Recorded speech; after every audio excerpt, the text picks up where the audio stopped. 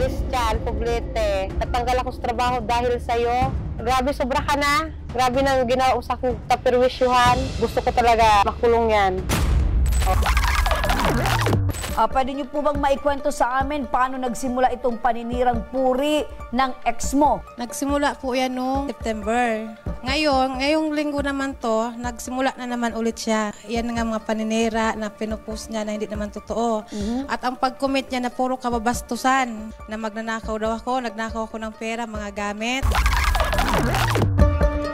Malalaswa at mapanirang mga salita.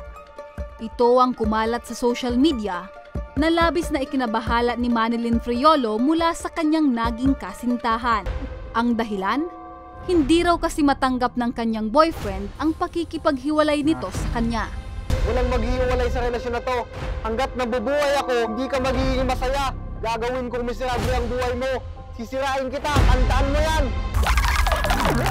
At sa pagsusuri ng Regional Anti-Cybercrime Unit 5, maaari siyang maharap sa kasong Republic Act 9262 o VAUC at Republic Act 10175 o ang kasong cyber libel. Ang lesson sa akin na hindi na basta-basta magparatiwala sa mga ganyan-ganyan na hindi mo talaga kilala. Pero sa mga ganyan, mahirap na pala talaga. Kasi nga, hindi ko pala talaga alam yung talagang ugali.